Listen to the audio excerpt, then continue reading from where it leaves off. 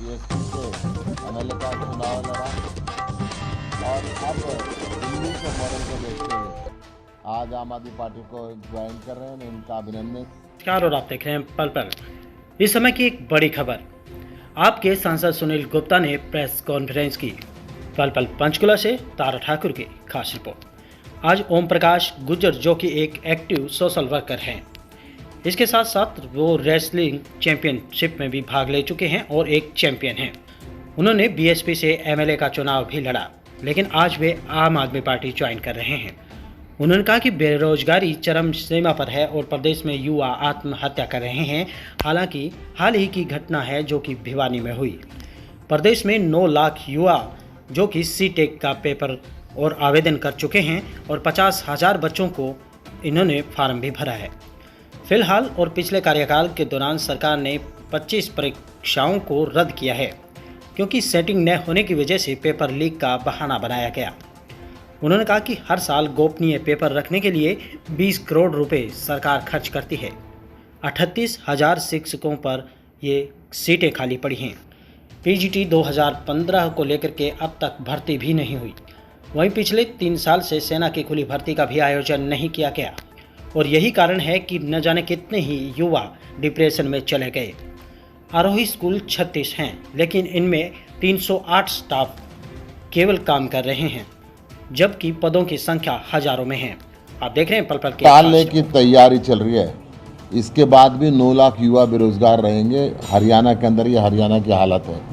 प्रदेश में अगर मैं पेपर लीक की स्थिति की बात करूं, प्रदेश में वर्तमान सरकार ने अब और पिछले कार्यकाल के दौरान 25 नौकरी भर्ती की परीक्षाएं लीक होने के बाद रद्द की, सेटिंग ना होने के कारण रद्द की, पेपर लीक का बहाना बनाया और वो रद्द की।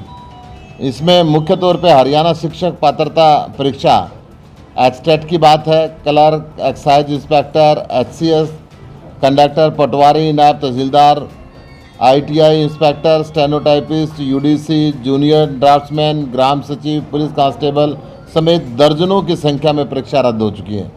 हर साल परीक्षाओं की गोपनीयता पर 20 करोड़ रुपए खर्च किया जाता है हरियाणा के अंदर। और पेपर जब लीक होता है, युवा की उम्र भी दांव पे लग जाती है, उसकी पढ़ाई भी दांव पे लग जाती है और वो किस स्थिति से गुजरता है, उसकी जो मानसिक पीड़ा होती है, वो सब कुछ दांव पे लगा के अपने आप को असहाय महसूस करता है और आत्महत्या की तरफ चलने लगता है। निवृत्त शिक्षकों को नियुक्ति की तैयारी चल रही है।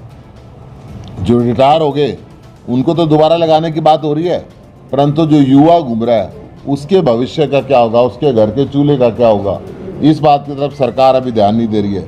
अभी हाल ही में हाई कोर्ट ने सितंबर 2020 में 4858 क्लर्क भर्ती का रिजल्ट हरियाणा सरकार को दोबारा तैयार करने का आदेश दिया था, जिसमें गड़बड़ी हुई थी। आरोही स्कूल प्रदेश में 36 हैं, इनमें 2232 पद स्वीकृत थे। अब सरकार की नीतियों के चलते हुए सिर्फ 308, 36 स्कूलों में सिर्फ 308 का स्टाफ काम कर रहा है। ये स्कूल बंद होने के कागार पे पहुंच चुके हैं। प्रदेश में 63 स्कूलों में एक भी शिक्षक नहीं है। ये इससे दुर्भाग्यपूर्ण स्थिति नहीं हो सकती। प्रदेश के अंदर 63 स्कूलों में एक भी शिक्षक नहीं है। इनमें यमुनानगर के 33 और नूह के 30 स्कूल हैं। मैं जिस जिले के साथ में बैठा हुआ हूँ, मैं वहाँ की बात कर रहा हूँ। प्राइवेट नौकरियों में आरक्षण दिया उन्होंने 75%। 2 मार्च 2021 को राज्यपाल ने इस बिल को मंजूरी दे दी। हाई कोर्ट की रोक के बावजूद 2022 में सुप्रीम कोर्ट ने हरियाणा सरकार के पक्ष में फैसला सुनाया था। इसके लिए बनाए स्पेशल पोर्टल पर अभी तक 52,809 कैंडिडेट ने रजिस्ट्रेशन कराया है।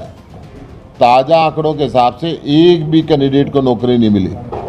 ये बीजेपी और जेजेपी की सरकार सिर्फ घोषणा की सरकार बन के रह गई है। घोषणा करती है, युवक आत्महत्या करता है।